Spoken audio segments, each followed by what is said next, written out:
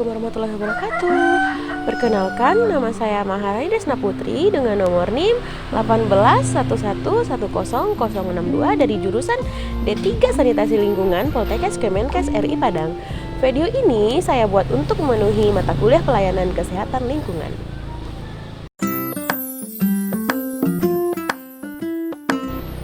Baiklah, saya akan menjelaskan sedikit bahwa pelayanan kesehatan lingkungan adalah sebuah kegiatan atau rangkaian kegiatan yang bertujuan untuk meningkatkan lingkungan yang sehat, berguna untuk mencegah penyakit dan gangguan kesehatan lingkungan yang disebabkan oleh faktor lingkungan.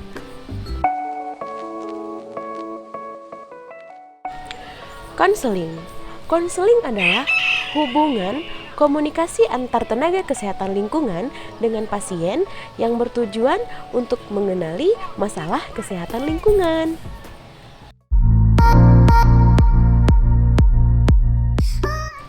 Ada 6 langkah pelaksanaan konseling yang bisa disebut dengan istilah 1-7, yang artinya sa, salam dan sambut, T, tanyakan, U, uraikan, Tu, bantuan, J, jelaskan, dan U, ulangi.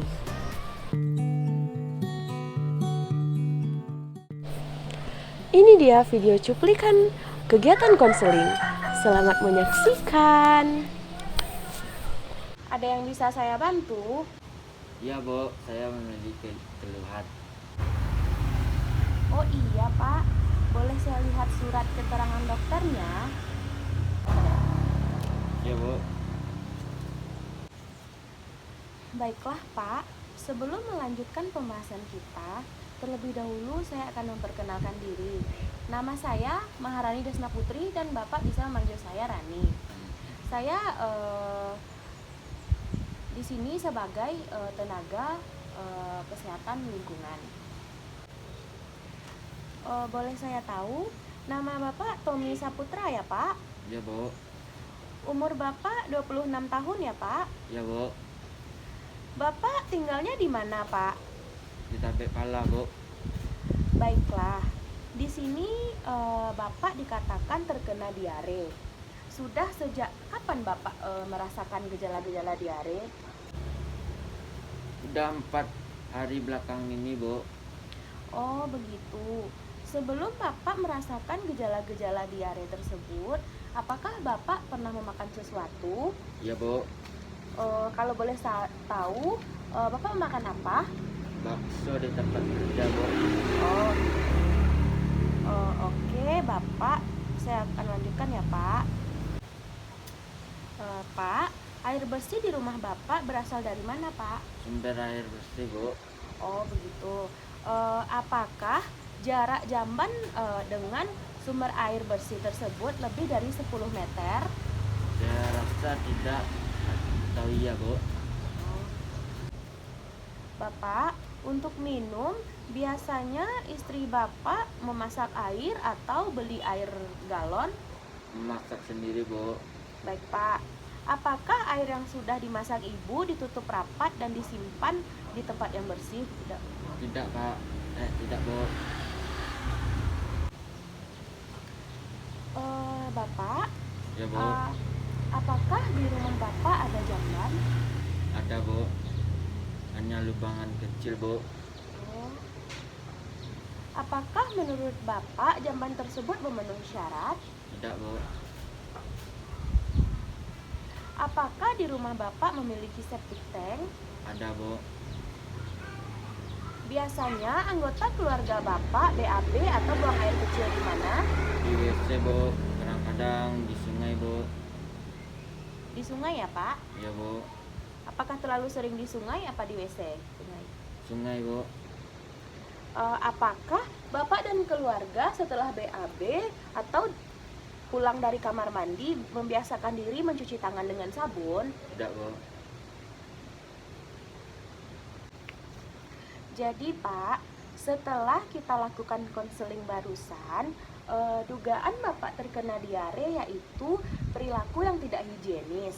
Contoh kecilnya saja seperti Bapak tidak membiasakan cuci tangan pakai sabun setelah BAB. Kita tahu sendiri ya Pak, bahwa kotoran yang kita buang memiliki kuman dan bakteri yang dapat menyebabkan penyakit. Jika setelah BAB dan buang air kecil Bapak tidak cuci tangan pakai sabun, otomatis kuman dan bakteri akan berkembang di tangan Bapak dan kemudian pasti memegang barang-barang atau makanan ya Pak. Iya Bu.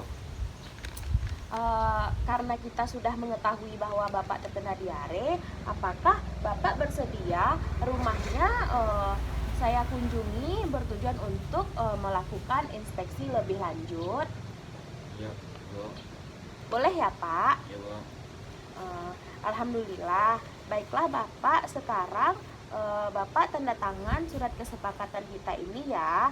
Besok kita akan lakukan pada hari Selasa pukul 11 di rumah Bapak ya Pak. Iya Bu. Di sini Pak. Terima kasih ya Pak. Mungkin sekarang hanya ini dulu dan besok akan kita lanjutkan kembali. Iya Bu. Terima kasih Pak. Iya Bu. Dugaan pasien terkena diare yaitu kurangnya kebiasaan hidup bersih dan sehat dan perilaku yang tidak higienis. Jadi, disarankan bagi kita semua cuci tangan sebelum makan atau BAB maupun buang air kecil menggunakan sabun hingga bersih. Lalu menutup tudung makanan dengan tempat air minum dan tidak memakan makanan yang kurang bersih. Kegiatan inspeksi lingkungan.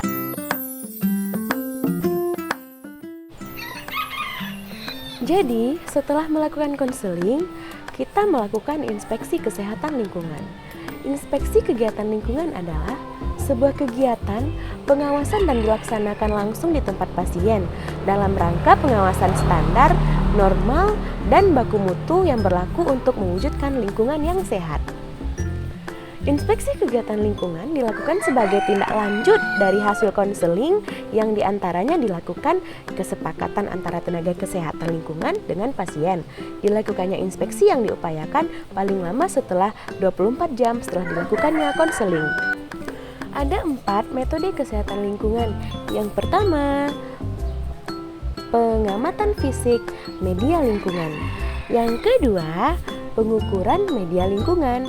Yang ketiga, uji laboratorium. Dan yang keempat, risiko kesehatan lingkungan atau ARKL. Oke, di sini kita akan kaji 4 metode kesehatan lingkungan tersebut. Yang pertama, pengamatan fisik media lingkungan. Berikut cuplikannya. Assalamualaikum. Iya Bu. Bapak, saya dari kemarin. Bu. Jadi apakah Bapak bersedia rumahnya kita lihat dan akan melakukan inspeksi lebih lanjut? Iya Bu. Masuk. Makasih Bu. Ya, terima kasih Pak. Selanjutnya, pengukuran media lingkungan. Hasilnya langsung diketahui pada saat melakukan inspektasi di lapangan. Yang ketiga, uji laboratorium. Apabila pengukuran yang dilakukan lebih lanjut, maka dilakukan hasil uji ke laboratorium. Dan yang terakhir, analisis risiko kesehatan lingkungan. Di sini dapat dilakukan melalui 4 cara. Yang pertama, identifikasi bahaya. Kedua, evaluasi dosis respon. Ketiga, pengukuran pemajanan. Dan keempat, penetapan risiko.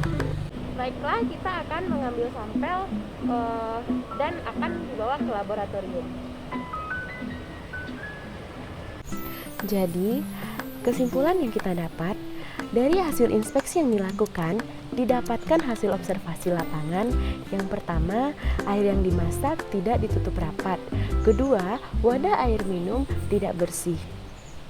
Intervensi kesehatan lingkungan.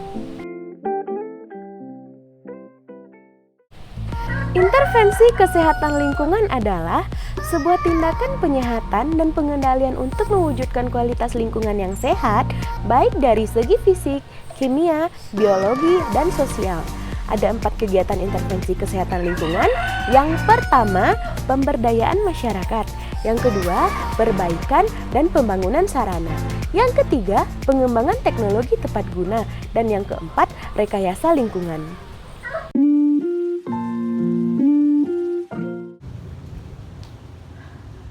Assalamualaikum warahmatullahi wabarakatuh. Waalaikumsalam warahmatullahi wabarakatuh. Baiklah, Bapak-bapak dan Ibu-ibu sekalian, terlebih dahulu saya akan memperkenalkan diri. Nama saya Maharani Desma Putri, bekerja di Puskesmas X. Saya akan melakukan penyuluhan tentang penyakit diare. Apakah Bapak-bapak dan Ibu-ibu semua tahu apa itu penyakit diare? Tidak, Bu. Baik ya Pak, Bu. Sedikit saya jelaskan tentang penyakit diare. Ya, Bu. Penyakit diare adalah kondisi seseorang melakukan buang air besar secara terus-menerus, dan buang air besar yang dikeluarkan berbentuk cair dan encer dari feses biasanya. Bu. Jadi Pak, Bu, faktor yang bisa menyebabkan diare adalah pertama, tidak mencuci tangan pakai sabun. Kedua, mengkonsumsi makanan yang tidak bersih. Ketiga, tidak membersihkan dan semua peralatan dapur, terutama bapak-bapak ini ya, ibu-ibu ini ya Pak. Biasanya diare mempunyai gejala. Pertama, feses atau BAB, encer dan cair. Apakah bapak-bapak dan ibu-ibu pernah mengalami? Nah, Bu.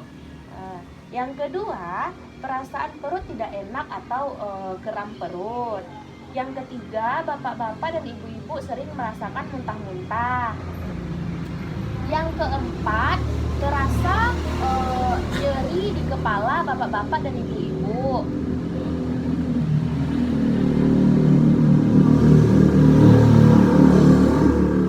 Yang kelima, kehilangan nafsu makan dan merasakan haus terus-menerus.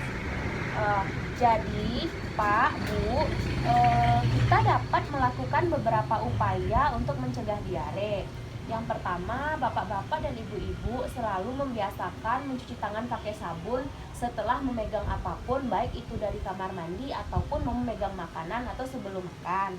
Yang kedua, konsumsi makanan dan minuman yang sudah dimasak dan dimasak sempurna.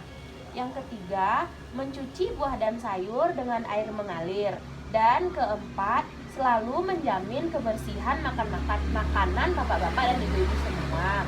Kita kan tidak mau terkena penyakit diare ya Bu, Pak. Baiklah bapak-bapak dan ibu-ibu sekalian, terima kasih partisipasinya. Saya ucapkan terima kasih sebesar-besarnya kepada bapak-bapak dan ibu-ibu beserta adik-adik yang hadir pada saat sekarang ini. Sekian acara kita hari ini. Saya ucapkan terima kasih banyak yang sebesar-besarnya bapak-bapak dan ibu-ibu sudah meluangkan waktu. Wabillahi taufiq wal hidayah. Assalamualaikum warahmatullahi wabarakatuh. Waalaikumsalam warahmatullahi wabarakatuh.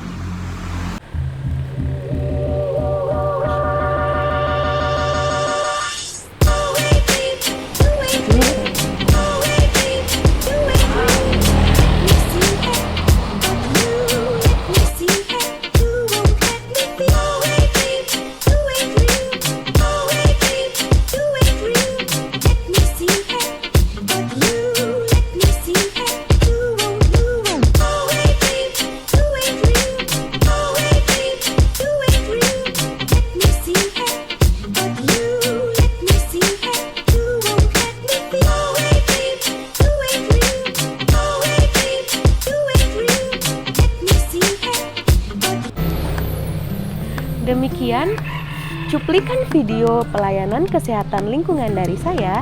Jika ada kekurangan dan kesalahan, saya mohon maaf. Wabillahi taufiq wal hidayah. Assalamualaikum warahmatullahi wabarakatuh.